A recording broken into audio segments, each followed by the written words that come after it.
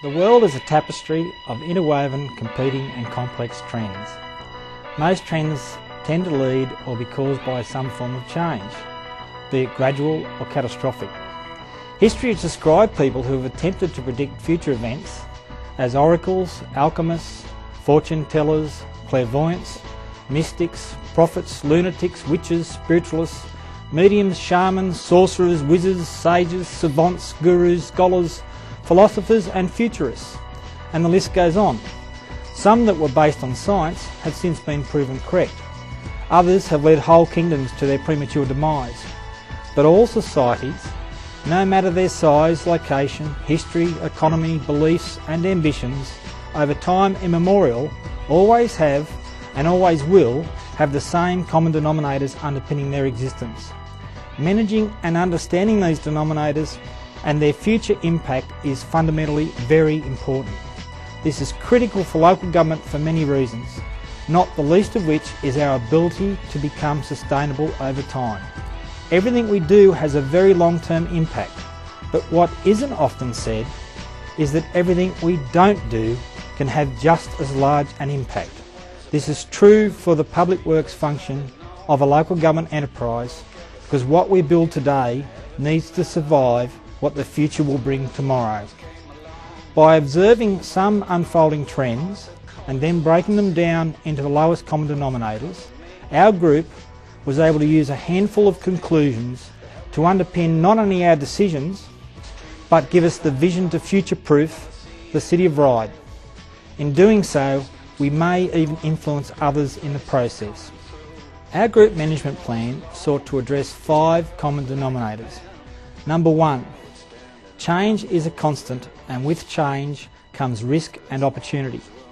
Number 2, all forms of energy management will become more critical.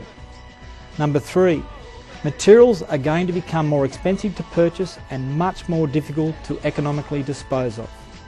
Number 4, managing a carbon balance sheet over the whole of asset life will force a paradigm change. And number 5, task-based information management, integrating all processes, will become an absolute necessity to enable the increase in volume and sophistication of information to be managed in real time.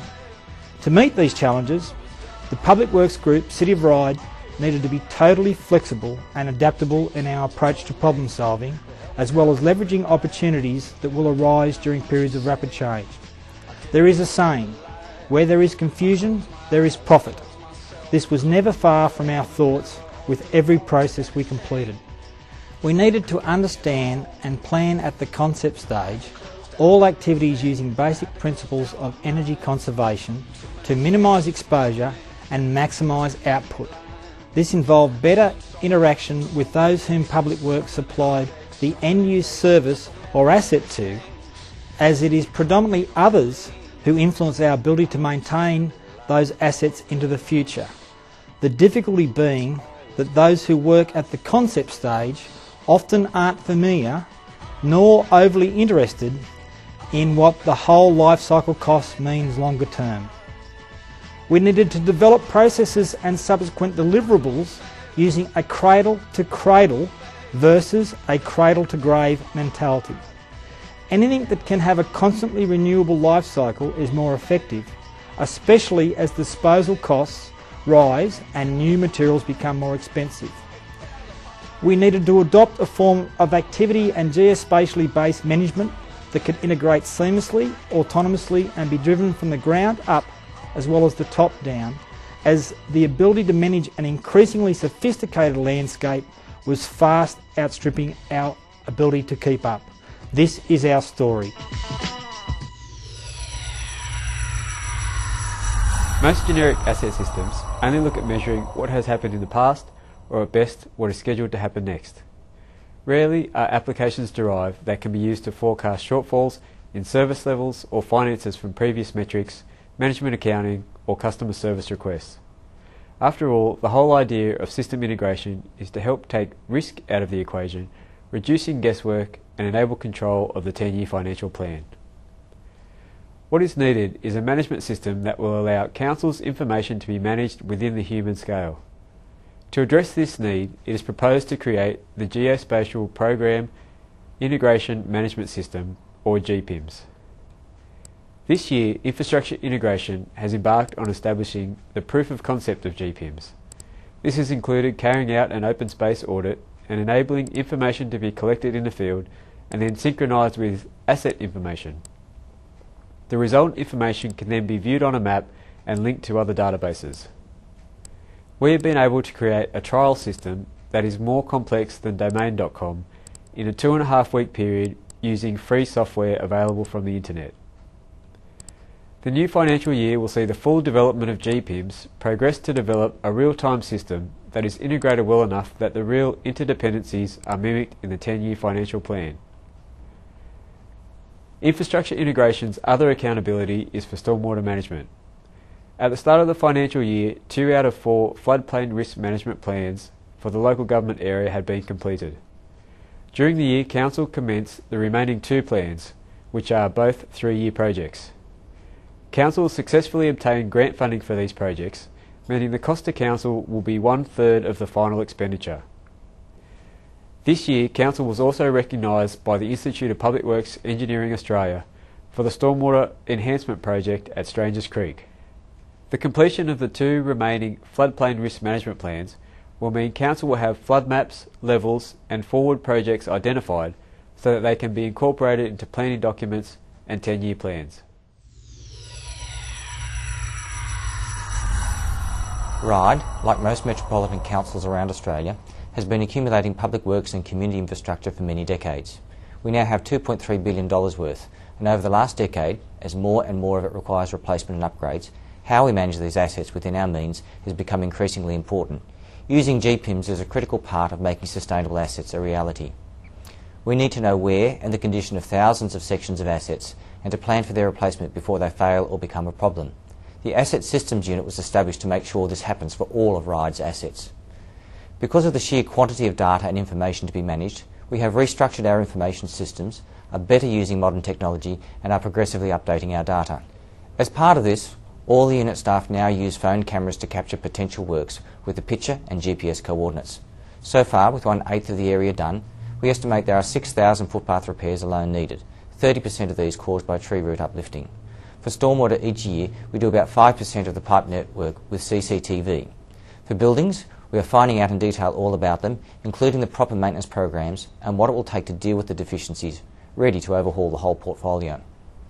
And to help deliver better service from our assets, one of the key performance measures for public works is maximising the repairs we do from the list generated by the condition audits and based on the risk and priority of the issue. Continuing from here will be the establishment of GPIMS, which will supply information to the asset plans and make a quantum improvement on how we manage assets. However, some interesting things may finally become clear, such as the reality of how much infrastructure we really can sustain.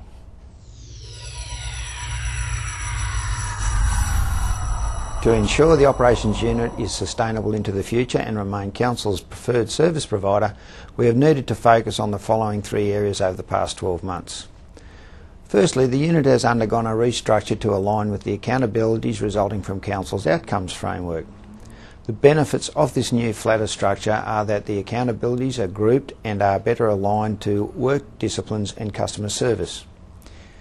Secondly, a large amount of time and investment has been committed to training and upskilling the workforce to ensure competitiveness and flexibility in responding to the unit's core activities. The result of this has been that we are now undertaking many of the activities previously outsourced to contractors and also providing opportunities to staff to improve their career paths, as recently experienced in the restructure. Thirdly, the introduction of GPIMS, which for the operations unit is a form of time and motion study. This will impact significantly on the way the operations unit delivers and records service delivery. GPIMS will allow improved scheduling of works programs, more efficiency in the use of resources and a better understanding of the unit rates being achieved. This will also be beneficial in future quality circle type activities. The result of these improvements will allow the operations unit to deliver a broad range of quality and competitive services in either a programmed or reactive way. The year ahead will bring on the challenges of obtaining the best result from these improvements and working with Council's other business managers in establishing service level agreements that will best meet the community's expectations.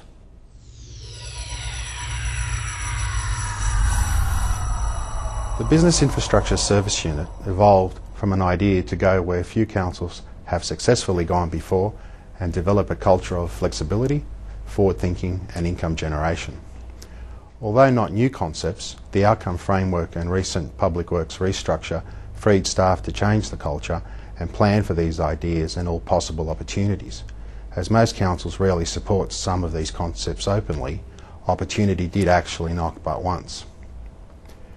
Our planning process became even more critical to lay the foundations, but more importantly to identify the opportunities and the obstacles that could be freed, that could lead to greater income generation going forward, not only within the current paradigm, but also with a regional perspective, as history is written by the victors. Our service unit plan identified the following reforms which were implemented. Waste to energy research project to reduce waste to landfill, extension of the current waste contracts for 2 years, the waste and sustainability payment allotted to the City of Ryde for 2011-12 of $594,000. Porters Creek developed and expanded into a regional business with a significant increase in sales this financial year. Expansion of Council's investment properties, thereby increasing income. Continued reductions in fuel use and emissions over the last 4 years, resulting in 94% of the vehicle fleet being 4-cylinder or hybrid and 92% of the plant and truck fleet being at Euro 4 emission standard. Membership of the Office of Environment and Heritage Clean Machine program, and taking advantage of income options for Council, like recovery of the $1 million from Stocklands and the footbridge sign across Devlin Street, a 10-year contract earning $1.75 million over 10 years. Implemented the integration framework to reconcile the Tech 1 General Ledger with Milestone Tracker, completed the PM Core BRS for the future development of the system. The future will see the Porters Creek Environmental Construction Materials Recycling Facility, or EcoMERF, section being set up. The Waste to Energy project will explore development and implementation options. The challenge for plant and fleet is continually working on how to reduce energy costs. This includes the effects of the carbon tax.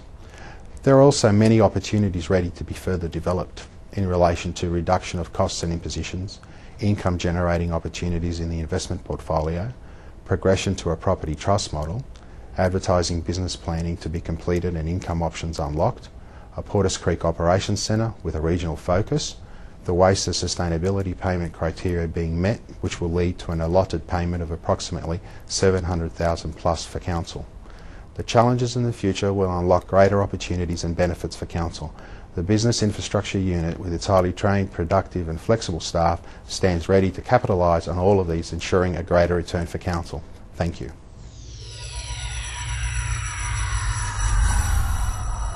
The newly formed Traffic and Governance team provides a bureau service to internal customers through a one-stop shop approach in relation to development and traffic management, covering 4 key areas, namely traffic, waste, public domain and drainage. We also deal with the mum and dad issues, such as can't get out of my driveway, which must be addressed pragmatically and diplomatically. Balancing the demands on the team is a challenge, given the limited resources. A panel of consultants has been established to assist when needed in relation to large development applications. This facilitates in building a consultant knowledge base that will suit Council's requirements well into the future. However, the use of consultants is a cost to Council, and it is envisaged that the development of a Council-wide knowledge bank will assist with minimising the use of consultants in the future. Even so, the demand is outstripping our capacity. The next year will require growth of the section if Council is serious about mitigating current and future risks.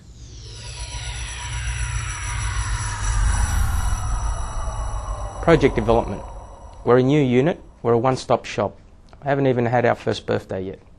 We started with the basic building blocks of some professional staff, the PM Core methodology, and 117 projects. Today, at the end of the 11-12 program of just under $40 million worth of CapEx projects, we've ended up with 188 projects. The team that we built is one that provides a design service, project management service, tenders and contract management services, and a commissioning service. Our focus is on technical delivery, systems development of sustainable and environmentally friendly projects, delivering hopefully on a 90% target each year. We're hoping to provide a greater project management maturity to the organisation, and as we say, if we build, hopefully you will come.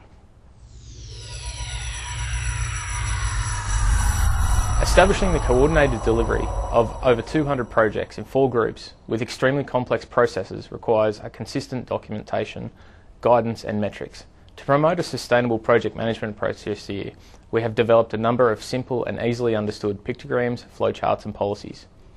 A major achievement this year has been the development of the Milestone Tracker, a project management information system.